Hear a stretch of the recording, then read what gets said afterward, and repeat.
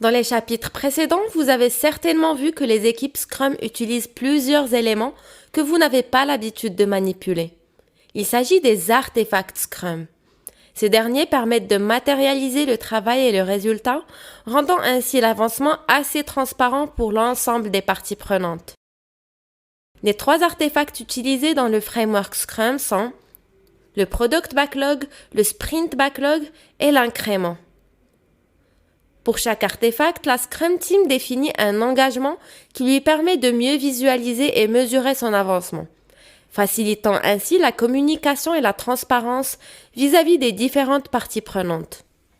Pour voir cela concrètement, regardons de près une autre fois nos cycles de réalisation du produit selon le framework Scrum. Il est important de garder en tête qu'un produit peut être n'importe quel vecteur de valeur dans les limites utilisateurs et parties prenantes sont définis. Avant le début des sprints, le Product Owner prépare le Product Backlog. Il s'agit de la liste des fonctionnalités ou améliorations du produit à mettre en place par la Scrum Team. Cette dernière devra être ordonnée et revue par l'ensemble de la Scrum Team, de telle sorte à ce qu'on retrouve en haut de la liste les items les plus prioritaires, prêts et susceptibles d'intégrer le prochain sprint. L'engagement de la Scrum Team relatif au Product Backlog est l'objectif du produit. Il représente un état futur du produit qui peut servir de cible à la Scrum Team pour planifier. Le Product Backlog et la Scrum Team enfin prêts, il est temps d'entamer les sprints. Pendant le sprint planning, comme expliqué dans le chapitre précédent, la Scrum Team définit les items qu'elle va traiter pendant le sprint ainsi que le sprint goal. L'ensemble de ces éléments constitue le deuxième artefact, le Sprint Backlog.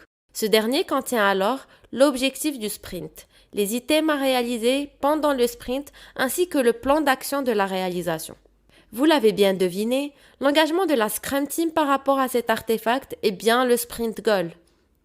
La Scrum Team se met d'accord sur l'objectif à atteindre pendant un sprint. Ceci lui permettra de mesurer son avancement et de maintenir le focus tout au long du sprint. Une fois le sprint finalisé, la Scrum Team aura réalisé ce qu'on appelle un incrément. C'est bien le troisième artefact. L'incrément représente à chaque sprint une étape concrète vers l'objectif du produit.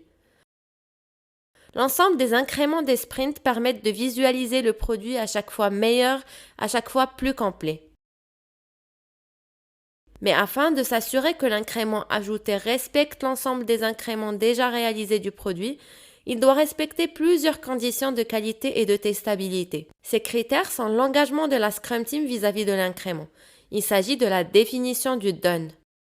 La définition du done, ou bien la définition du fini, apporte de la transparence en permettant à chacun une compréhension commune du travail fini dans le cadre de l'incrément. Si un élément du Product Backlog n'est pas conforme à la définition du done, il ne peut pas être publié ni même présenté lors de la Sprint Review. Nous aurons ainsi fait le tour des 3 incréments du Scrum nécessaires pour matérialiser l'avancement de la Scrum Team. Ce qu'il faut garder en tête, c'est qu'il ne suffit pas de connaître les bases de l'agilité et le framework Scrum pour l'appliquer. La mise en place d'un modèle agile en entreprise devrait être accompagnée par un expert. Alors n'hésite pas à contacter Maltem Academy pour une transformation et un changement fluide et efficace.